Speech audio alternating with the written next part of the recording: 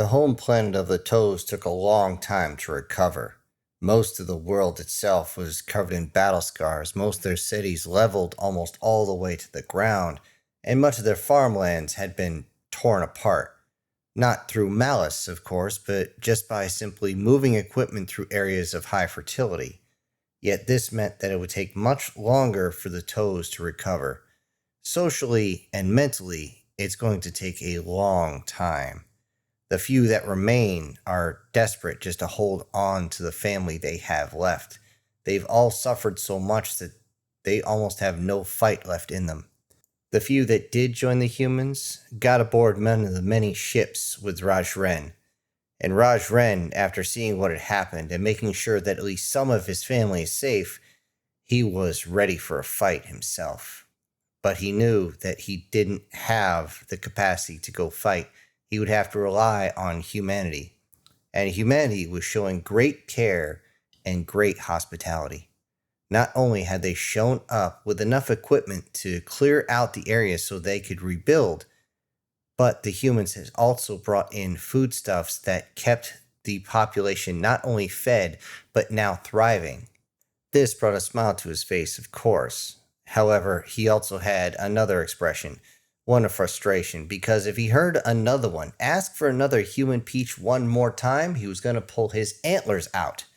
It seemed as though human peaches and any other sweet fruits like that were basically candy to the species, and they just wanted more. I mean, what child doesn't just want more and more sweets? A few times they ate so much that they even vomited just so they could actually reach out and eat some more. The fresh fruits sliming down their jowls as they eat. And yet they didn't care. It was just too good. But what was not good was the state of their military. Their fleet was down to 2 ships. These salvage ships, one was a corvette, the other one was a frigate, and they were barely operational. If it wasn't for humanity helping him out, Rajren knew that he wouldn't have a fleet at all. He wouldn't have any ships, as they were able to salvage what was left of these ships back on his homeworld. In fact, the frigate, the only reason it could travel was the fact that it was being built at the time.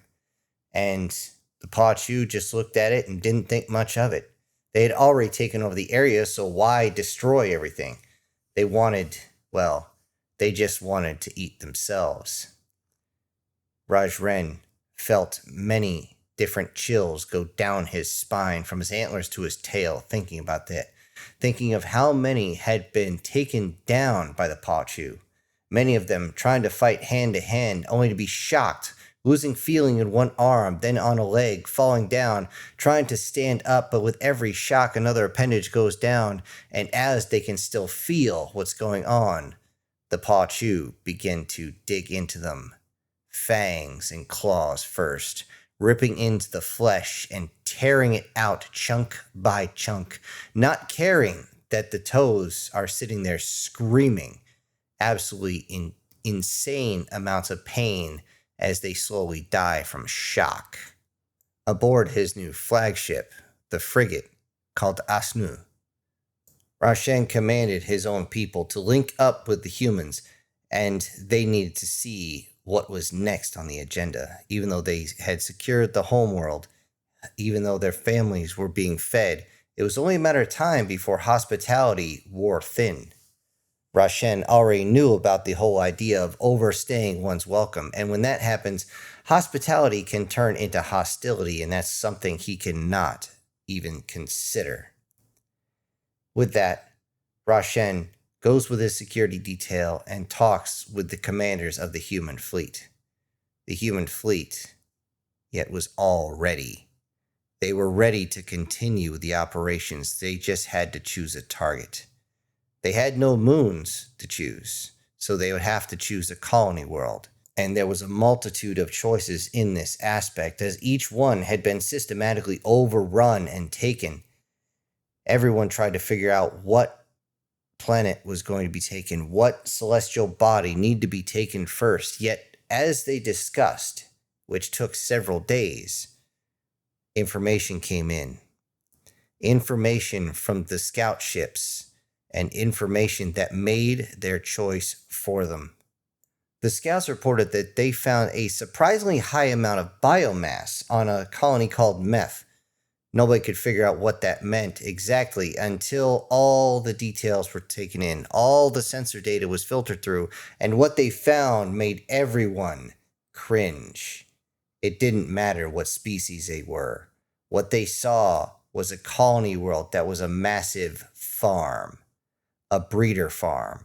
Every single one of the toes had been stripped of their clothing, forced to work hard labor in the fields. If they did not work, they did not eat. The females were on one side, and each time that they needed more workers, more food, they would bring several of the males over to the females. And if they were not up and ready quick, they might find themselves as tonight's dinner. So they better be able to get things a running. On one of the videos, you could see one of the male toes just trying like hell to get his motor running. He was completely exhausted. He looked like hammered shit. One of the biggest ones there. And as he tried everything to get himself moving, well, nothing was going on. It didn't take long for anyone to check the schedule. And even Rashen pointed out that it was halfway between the mating cycles. This male was not in rut. It wasn't going to work. Nothing's going to work. Nothing's going to function. But by the time he finished the word function on the video, you could see multiple paw chew jump up, get on top of him, just cover him head to toe. And all of a sudden, there was a spark. A spark as though a lightning bolt had all of a sudden gone through him, wrapped around the entire male and all those paw chew on top of him. And then the male simply fell over. This was when the paw chew, they did not hurry and eat this time. No, they didn't have to. That much electrical shock was enough to not only just stop the heart, but literally cooked that male in the matter of a moment. Everybody saw this. And before Rashren could say anything, one of the captains said, "So, when are we going?" With that, the entire fleet began to mobilize. They began to mobilize towards the colony world of Meth, and it did not take long for them to start their travels. Though it would take about 2 weeks in FTL before they reached there, they hurried as fast as they could, pushing the engines up beyond 100%, running 110, 15, even 120 just to keep up. Rashren and his frigate, the Ashnu, just couldn't keep up with anyone. He told them, "Do not wait for him. His people need the humans." As the Asnu fell out of formation along with the single corvette along its side, the humans sent a message to him. A simple message. "Don't worry. We got this." That was the last thing Rejren actually heard as his ship had to come out of FTL as his own engines were beginning to overheat and getting very close to critical. He would not see what happened. He would not see the human fleet coming out of FTL and immediately contacting the Paochu and saying, Attention all Paochu forces. This is humanity. You have approximately 1 hour to vacate this planet, leaving all of the Toe species behind. Do this and you will not be engaged." This simple message telling them to go away and we'll leave you alive was not accepted very well. In fact, it was taken as a complete insult by the Paochu. But in all honesty, after the videos, every single sailor wanted a piece of the Paochu. In fact, they didn't want just one piece. They wanted all the little pieces and to rip off a few others. As the Paochu forces began to mobilize, began to swarm together and headed straight towards the human armada, they believed that they could get close and they could simply shock the living crap out of the human ships. Yet across the communications, every once in a while, you would hear aboard one of the human vessels, one of the comms hold up to the headphones, wait for a translation, and then start to snicker. They asked what was wrong, and this is when they would say something along the lines of, "Oh, they were in the last battle. These guys don't want any piece of us. They're bugging out fast." With that, everyone would look on the monitor and realize that any of the Pachu that actually turned and tried to run were actually fired on their own, blowing them to pieces with a sudden burst, a sudden shock that came out like a lightning bolt. Even though there's absolutely no sound in space combat, everyone could understand that few moments between the shock reaching and striking the ship, between them and the engines going critical and then exploding, leaving nothing but a fireball and then a massive debris behind. Everybody could picture in their minds the Paul Chu realizing that they were outmatched, trying to run away, trying to get back to their own families, only for their own people to shoot them in the back, to destroy them. No one was going to stand for this. With that, the Admiral got on the horn and said, "Attention, all ships, attention. Your targets are not the Pachu that are retreating. Your targets are those that are engaging those Pachu retreating. Any other Pachu that engage with our vessels is free to fire upon. Aside from that, you are weapons free. I say again, weapons free." And with that, the weapons began to open up. Again, there is no sound. Everyone just sees what's going on. The Pachu forces being torn apart by energy weapons that seem to rip across the entire blackness of space. Sometimes they cut a ship to pieces. Sometimes they go right through and blow it up. Ballistic weapons travel across the void. Many of the smaller Pachu ships tried to avoid them and succeed. Yet, as the human ships get closer and closer, it gets more difficult to do so. Behind those are, of course, the missiles, the torpedoes, the drones, and if they try to get close to humanity, which is the only chance they have to actually fight, the tertiary, secondary, and point defenses kick in. The Pachu ships are torn apart piecemeal. Hardly a fight worth speaking of, as there are once again 0 casualties on the human side. The human fleet advances towards the planet of Meth. They get above it and once again send out a message. "Attention, Pachu forces.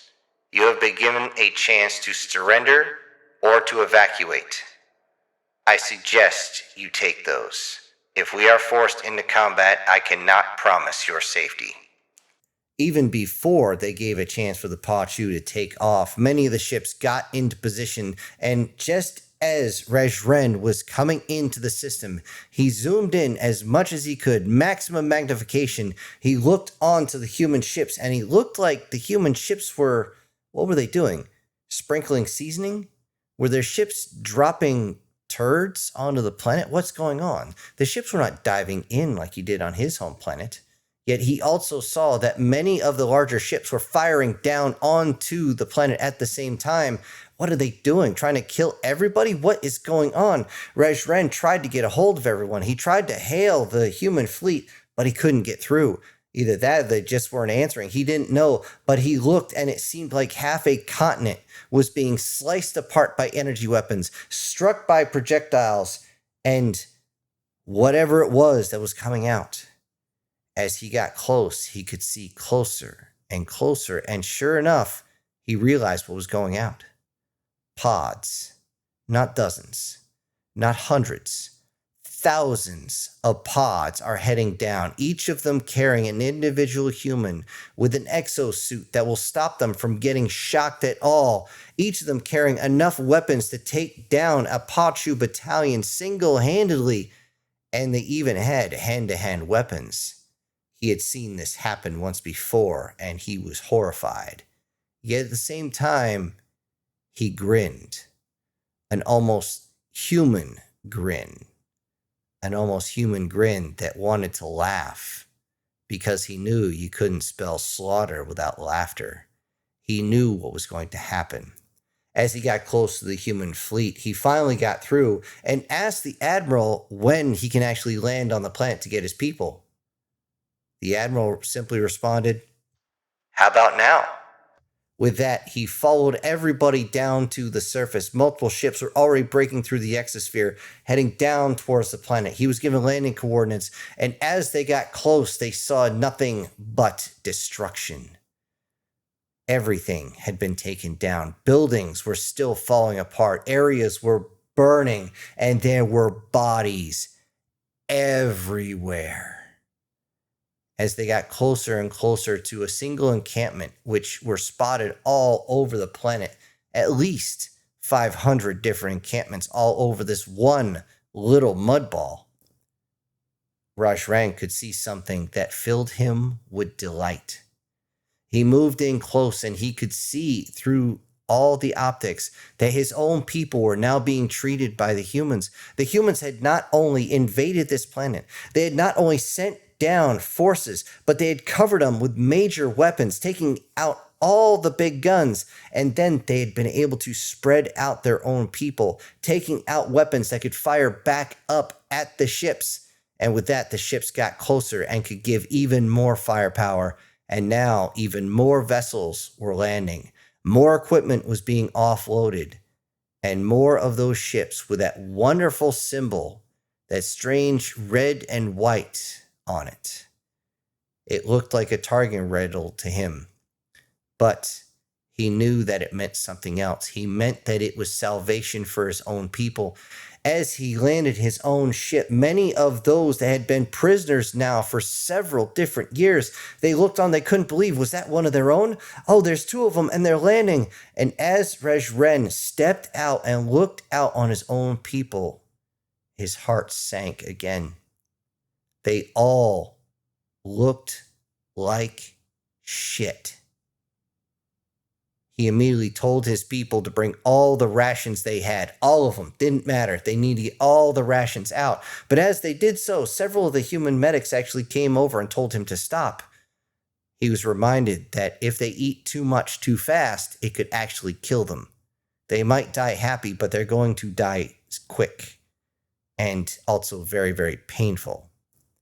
With that, Rajren simply sent his own people to go aid the humans in bringing all sorts of first aid, any other foods, helping to build any temporary housing they needed, and they needed a lot. It seemed as though every single one of the colony worlds, to include whatever was captured on the home planet, was brought to planet Meth to be held there, to breed, to raise their children, to be nothing more than food. With that, Rejren just went to work. He tried to quell his anger. He tried to send a message back to his home planet, but his own communications were not strong enough, not on that ship. Which is when he asked the humans, could I possibly send a message?